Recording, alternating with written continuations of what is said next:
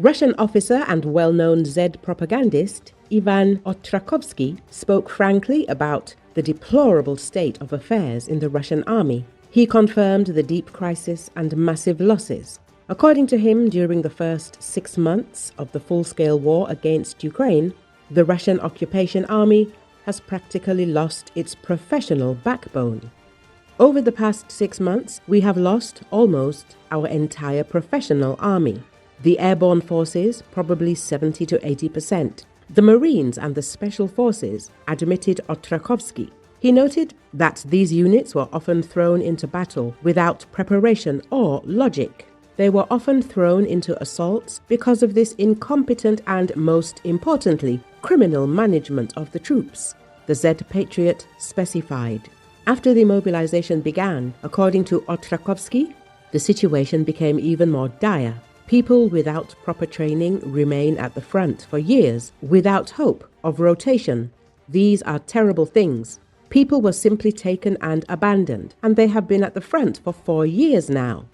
There is burnout. I watch videos, including from the other side, from our opponents. I see how UAVs kill our soldiers, who, seeing that death is flying at them, often shoot themselves in the head.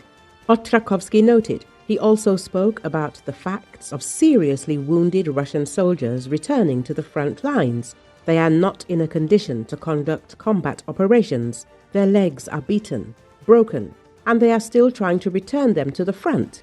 How will they fight? What benefit can they bring being in such a state? Asked the Z-patriot. According to him, people in the army are treated as expendable material. This is the approach to people.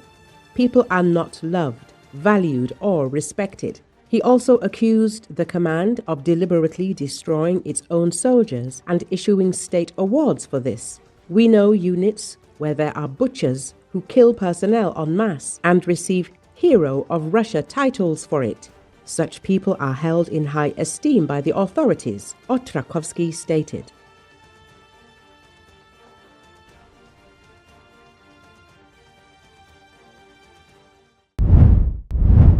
A day of mourning was held in the Amur region of Russia, Friday, following a plane crash which killed 49 people including 5 children.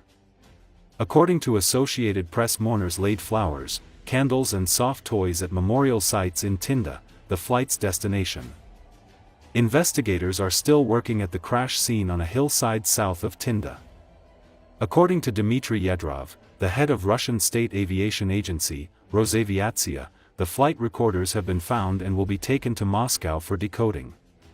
The plane had departed from Khabarovsk before making its way to Blagoveshchensk on the Russian-Chinese border and onwards to Tinda when it disappeared from radar.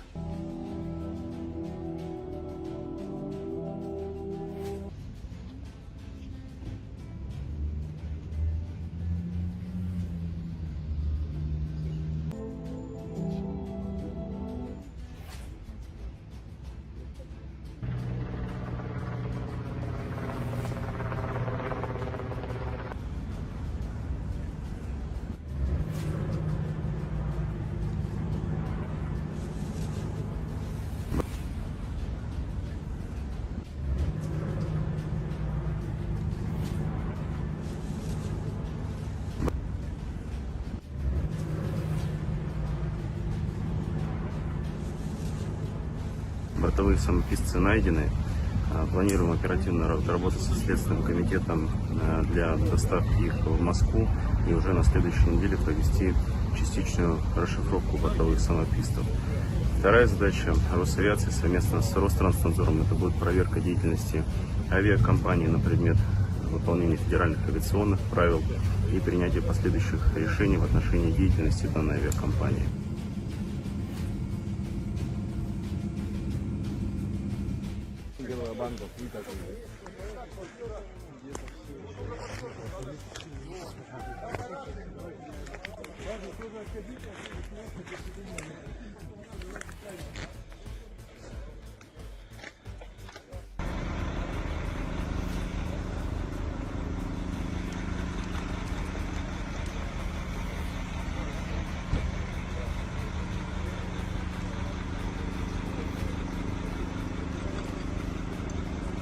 Проводится осмотр места происшествия, фиксируются следы, изымаются останки элементы воздушного судна, представляющие следственный интерес. Расследование уголовного дела продолжается.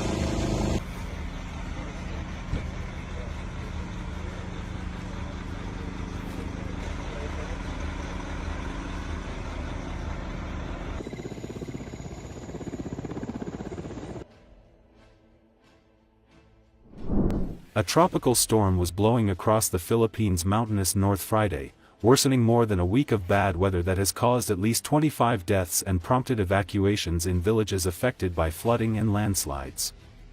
According to Associated Press, AP footage showed residents wading through waist-deep water in Malabon City, just to the north of Manila.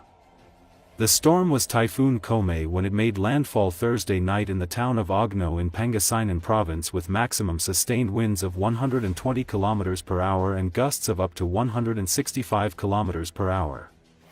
It was weakening as it advanced northeastward and had sustained winds of 100 km per hour Friday morning. K was intensifying seasonal monsoon rains that had swamped a large swath of the country for more than a week. Disaster response officials have received reports of at least 25 deaths since last weekend, mostly due to flash floods, toppled trees, landslides and electrocution. 8 other people were reported missing.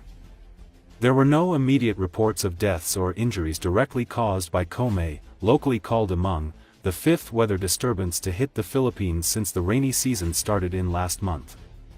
More than a dozen more tropical storms were expected to batter the Southeast Asian country the rest of the year, forecasters said. The government shut down schools in metropolitan Manila for the 3rd day Friday and suspended classes in 35 provinces in the main northern region of Luzon. At least 77 towns and cities, mostly in Luzon, have declared a state of calamity, a designation that speeds emergency funds and freezes the prices of commodities, including rice. The days of stormy weather have forced 278,000 people to leave their homes for safety in emergency shelters or relatives' homes. Nearly 3,000 houses have been damaged, the government's disaster response agency said. Travel by sea and air has been restricted in northern provinces being pounded or in the typhoon's path. Thousands of army forces, police, Coast Guard personnel, firefighters and civilian volunteers have been deployed to help rescue people in villages swamped in floodwaters or isolated due to roads blocked by landslides, fallen trees and boulders. The Philippines, which lies between the Pacific Ocean and the South China Seas, is battered by about 20 typhoons and storms each year. It's often hit by earthquakes and has about 24 active volcanoes, making it one of the world's most disaster-prone countries.